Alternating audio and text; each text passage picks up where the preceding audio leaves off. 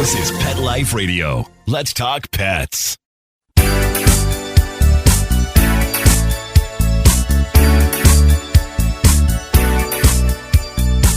Hello, you're listening to Animal Party on Pet Life Radio, and I have an email which I thought was really interesting, which we're going to cover today, later in the show.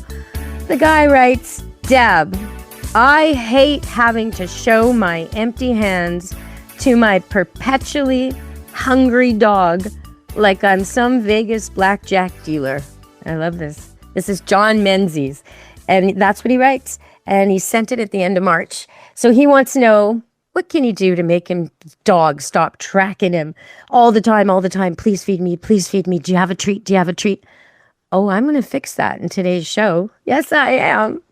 And I'm also going to talk about cats and dogs and pets in the news. And I'm going to ask you my trivia question today. So trivia questions have gotten harder and harder for me to come up with because of Google and Gemini and all these AI features that allow you to get my answers. So I can't just ask a question anymore.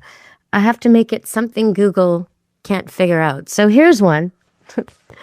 What animal do you think holds a grudge the longest?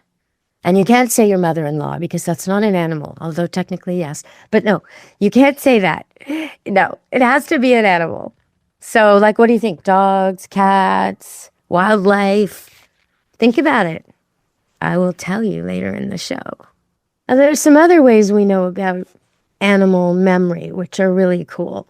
And sometimes we think about the dog in Japan, which has wrongly been stated, and I think I've also participated in this myth, wrongly been stated as a Shiba Inu, but was actually an Akita. This dog who went and waited at the train station every day. Now, he did that for his owner while his owner was alive. And the professor, the owner, would come home from the university and the dog would meet him at the train station, walk home with him.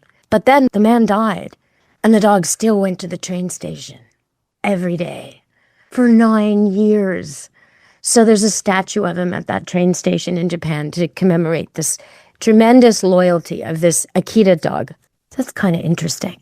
Similarly, in our own Greek myths that we study in school, Odysseus, in the story of Homer, the poet, Odysseus leaves and he goes off to war and he's gone for like 10 years fighting the Trojan War.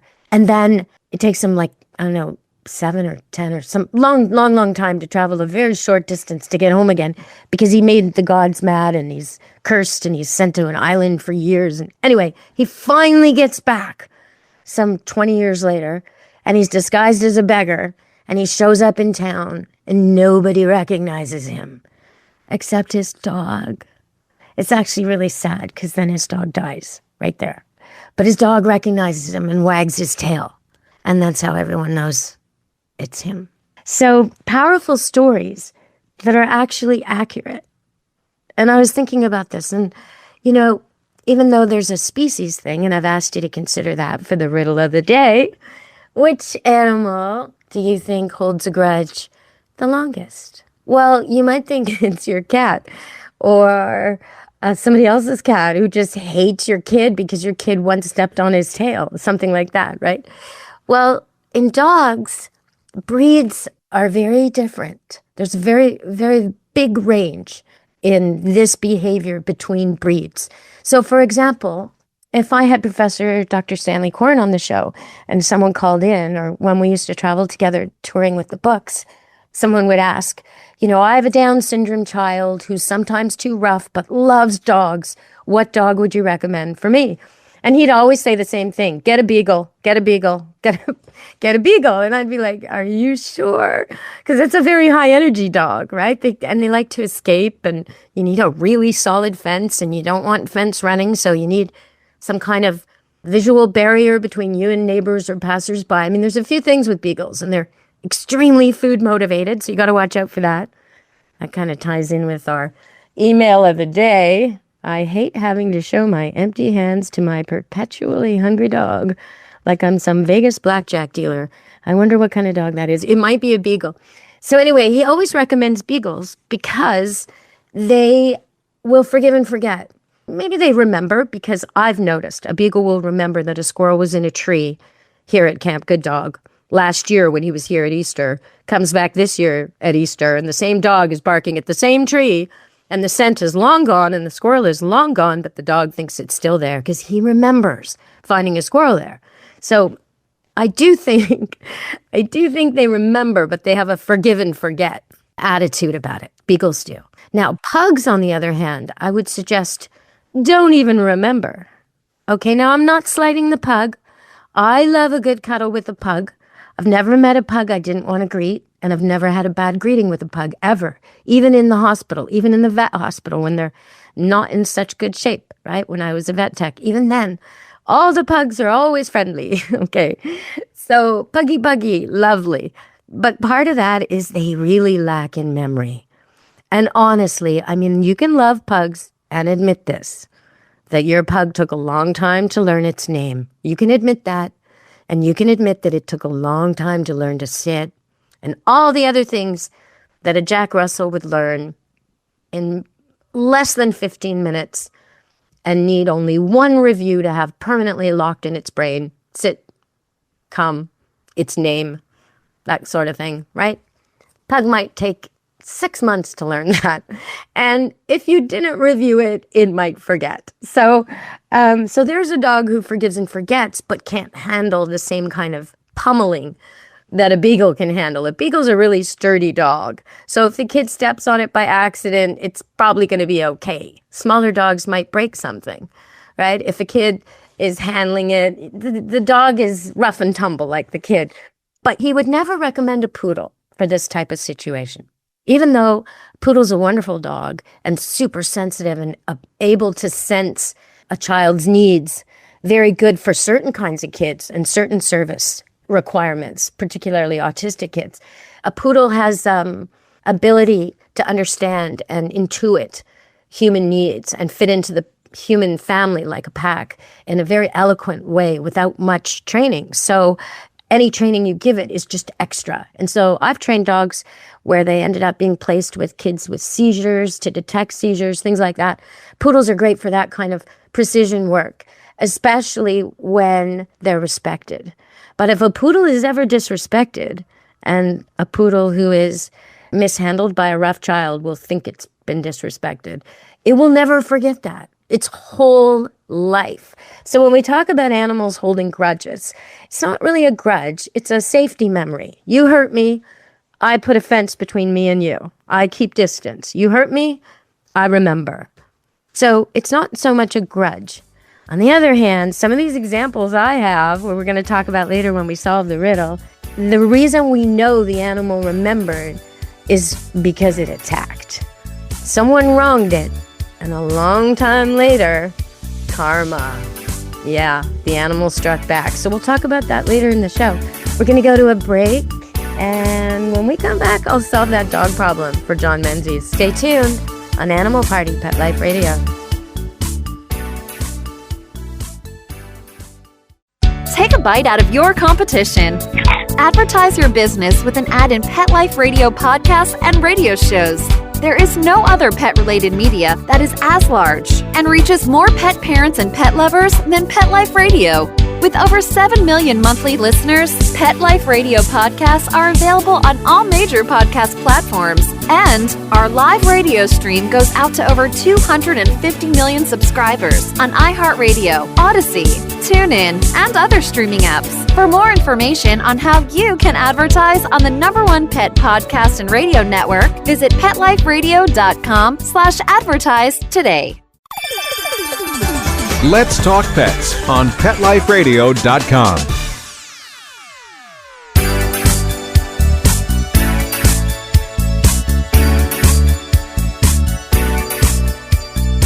Hello! We're back on Animal Party on Pet Life Radio with me, Deborah Wolfe. And I love it when you send me your emails and your messages, whether it's at YouTube or Facebook or here, Deb at Pet Life Radio. It doesn't matter. I always get them. And I love it when you ask me a solid question like this. I hate having to show my empty hands to my perpetually hungry dog like I'm some Vegas blackjack dealer. John. Okay, John, here's the thing. Bunch of things going on here. First of all, the dog's not perpetually hungry. Just in case he is, get some deworm medicine, deworm him. If it's the mild stuff, do it once, do it 10 days later. If it's a pill, follow your vet's instructions. Now you've ruled that out. He should not be hungry when he's eaten the proper amount. Okay, I have no photograph of this dog, but I'm guessing it's a portly fella. I'm guessing he's not trim. But anyway, okay, so we rule out the hunger thing. Not hungry. Why is he acting hungry? Perhaps it's the only trick you've taught him. Okay, so we need other tricks. So step it up when you're watching TV, when you're doing something, playing music, whatever it is you're doing. Maybe you're on your phone, posting videos and sending emails to people like me. In between, force yourself to take a break. Whether it's when you go to get a drink or a snack, or when you go to use the washroom, there's natural breaks. But force yourself to take a break, and when you take a break, make your dog do something. It doesn't even matter what, anything. Just call him over, by his name, tell him to sit, tell him to lie down, tell him to shake paw, make him do it. It doesn't matter if he doesn't even know what you're asking. Just make him do the thing, and then tell him how good he is. If you choose that for the evening, say you choose shake paw as your trick for tonight, and I'm assuming he already knows that because that's one that dogs pull out to get food rewards, but let's say he doesn't. So today, tonight while you're watching TV, every time there's a commercial, instead of fast forwarding through it, you take that time to make him sit and shake paw. And each time you just tell him how good he is and you give him a little kiss and a cuddle, and then you ignore him till the next break and you do it again. And the whole time the commercial's running, sit, paw, good boy, shake paw, good boy, good boy. Okay. And maybe at the end of the evening, you give him a treat for that. Maybe. But before you give him the treat, say the word. You're getting a cookie, or whatever it is you call it. You're getting a picky. It's treat time. Whatever it is, give it an introduction. And then you go get that treat. And then you give the treat. Now he is signaled. Okay, that means treat. So we've just done a few things here. We've given him lots to do, because tomorrow you're going to give him a lie down command. And the next day you're going to give him a roll over command. And the next day you're going to give him a get your toy command. And before long, your dog's going to have a whole boatload of tricks to show you, to have some interaction with you, where he does something and he gets told how good he is. And he does something and he gets told how good he is. It's so fun. You can introduce find, you can hide things. That's fun too. All right. So now your dog's got some purpose besides just give me a treat. Thank you. Give me a treat. Thank you. Which is just going to lead to obesity. Okay, so you got something else going on, and you're signaling when it's treat time. So he's not spending his whole waking life watching your hands going, is it time? Is it time? Is it time? I wonder if it's time. Is it time? Now, if he's a beagle or a basset or a hound dog of any kind, he's very food motivated anyway. And he's also motivated for that initial spark, that rabbit popping out of the hole, that squirrels chattering in the tree, that initial spot, that bird dogs are like this too, the initial flash of wings or the initial sound of a bird, and then they flush it out for you. Okay, so he's waiting for the moment. And that's why the signal is what you want. So he stops watching your hands. At the moment, the signal is your hand with a treat. And some dogs will take this a little far and be kind of snappy. You definitely don't want that. If he ever snaps, no treat. Walk away. Don't get a treat when they're snapping. Try again later. They have to be polite. Okay, John, I hope that helps. If you got any more problems, I kind of think you might, send me another follow-up question. I'd love to hear it. And I'd love a picture of the dog. If you're sending me questions, it's always great to see a photograph of the dog. And if you'll let us post it, we will. And just some information, how long have you had it? How old is it? Is it spayed or neutered? What's the story? Was it a rescue? Was it pampered? What do I need to know? If it's doing something like this, like maybe John has other people in the house who feed the dog all the time. I don't know. I'm not getting a lot of background here. Maybe there's toddlers with Cheerios on playthings and the dog is just constantly the cleanup crew. I really don't know. So I need more information, everybody.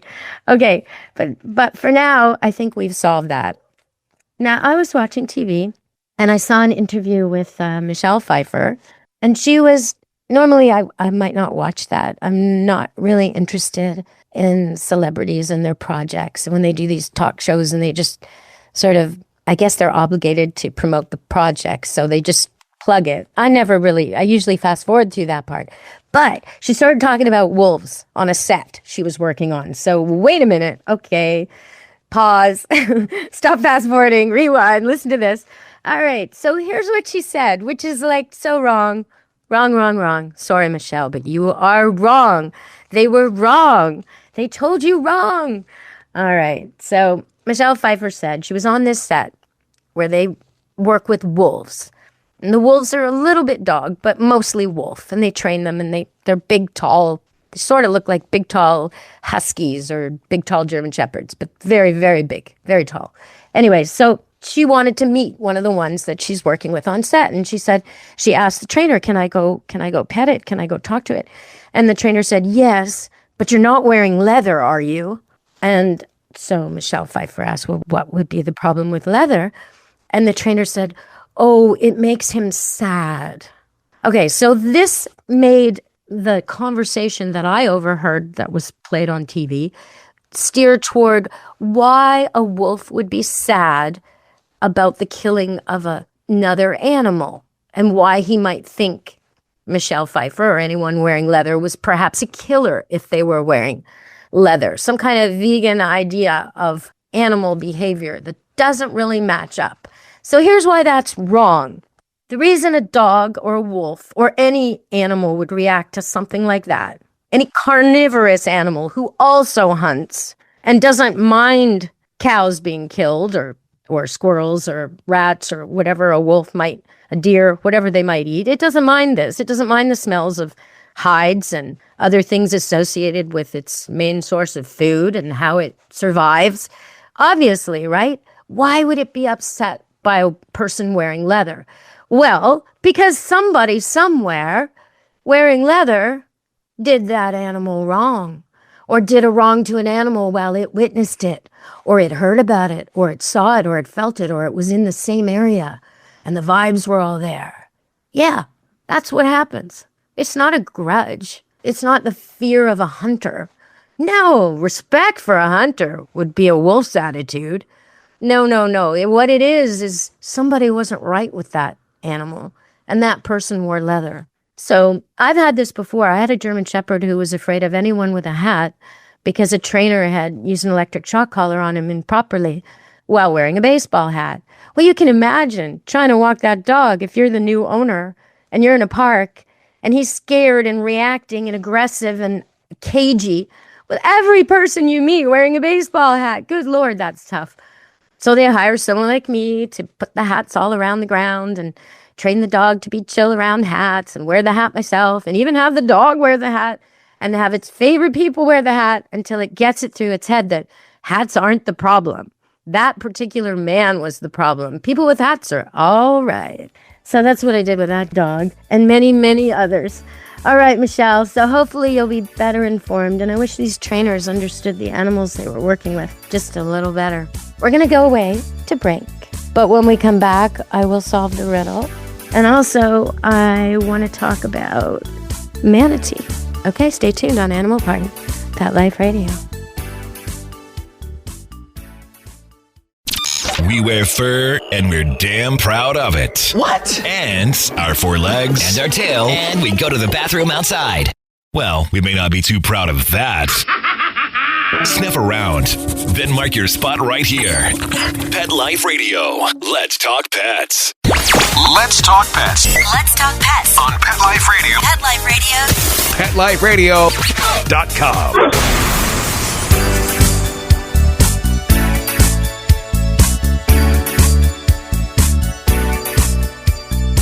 Hello, we're back on Animal Party, Pet Life Radio. Manatee. Do you know what a manatee is? It's a sea cow. Sort of looks like a walrus, no tusks. Big fat thing that kind of swims roly-poly, turning over in the water. They're super cool. They're chill. They're like the most laid back, easygoing thing. And they eat seagrass. That's what they do. They lumber around slowly in the shallows and eat seagrass. They're incredible creatures. And they're all over Florida. So I've had a lot of encounters with them, actually. I've touched them. I've used brushes to clean them. I've given them water. All these encounters happened before the public was told not to do those things, before we knew that we should not encounter them and not make them more tame with people. But they, on the west coast of Florida, off the island of Captiva, they are extremely tame, and it's quite hard to resist. They come in at night to the coves, and they just all in a big group, and you can hear them breathing at night. It's just so rhythmic. They all, you can hear them breathing, and it's just beautiful. So one night, my sister and I, when we were, I guess, tweens, young, walked over there to see the manatee at night and heard this beautiful music coming from a tiki hut near a parking lot by some trailers. And we walked over and there was a crowd of people. And it turned out Willie Nelson was sitting there playing music. So we got to hear a little bit of Willie Nelson while we listened to the manatees in the background. It was a beautiful moment.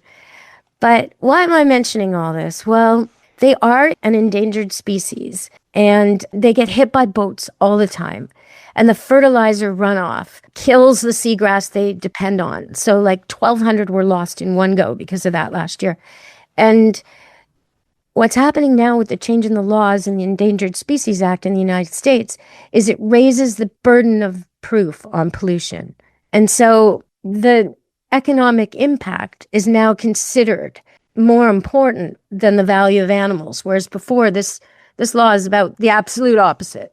So we've spent 50 years struggling to bring back the manatee, and now it looks like they're going to be really in danger if they allow everybody to pollute the water and run off the golf courses and not worry about restrictions to boating and marine life that we need. So Florida, if you're listening, you got to act to protect the manatee. There were 1,200 remaining in the 70s, and the population's grown. But like I say, they lost 1,200 in one go. So it's really dire, and they're a beautiful animal. If you ever get a chance to go somewhere where you know you're going to see manatee, it's totally worth it. It's totally worth it. Give it a shot. Okay, so I want to give a shout out to a recycling worker here in my neck of the woods, in a little town called Abbotsford. It's a city. Has an airport, and I fly out of there actually when I go to Florida. But it's a small place with a lot of farms and a lot of suburban areas and some big giant malls, pretty typical. It's flat lands, and it borders with the United States, the Sumas Prairie, and a little further along would be Bellingham. So it gives you an idea of what it's like. You can see Mount Baker, and you're on prairie flatland, and there's a beautiful Fraser River winding through it. Lovely place. Okay, so there's a guy there working at the recycling depot, and lucky for everyone, he wasn't wearing earbuds because he heard two tiny kittens in cardboard and in the big cardboard giant bin that was about to get squashed. So he stopped everything and he rescued them. And then he found a third later, and then 3 days later, two more. So all of them went to a shelter, and they all had respiratory infections. And once they're 2 pounds, they're so small. Oh my gosh. Once they're 2 pounds at about 6 weeks, if they're healthy, they'll be available. So if you're listening, check out the SPCA in Abbotsford. But this was such a lucky break for those kittens. If you're getting rid of animals and you can't afford them anymore, don't drown them, don't kill them, don't put them in the garbage. Take them to a shelter and walk in the door. If you tell them you can't afford them and you leave the animal and you walk out, they will take them. If you leave them at the front door before they open, they are not going to do well. There are a lot of predators who wait just for that. Plus there's heat and starvation and dehydration and all the many things that can befall an animal if it's not tended to. So please don't do that. So before we end this show, I got to tell you, who holds the grudge the longest? Well, recently they found that crows, 17 years. crows hold a grudge. So they'll attack a person who was mean to them 17 years later. That's a very long time. Now, orcas and chimps also will attack a person who was mean to them 10 years later and 20 years later, so decades later. But elephants take the cake. 30 to 40 years later, they will attack someone who wronged them. Now, when I think of this, though, and I take in the standard poodle example, if a standard poodle only lives to the age of 11 or 12, and he will still remember the wrong at 11 or 12, I mean, that's a lifelong memory. That's a lifelong memory. And I would suggest these animals, if you're mean enough to them, they'll remember it for life. So, be good to your animals, everybody. From Animal Party and Pet Life Radio and me, Deborah Wolfe. Ciao, meow. Let's Talk Pets every week on demand, only on PetLifeRadio.com.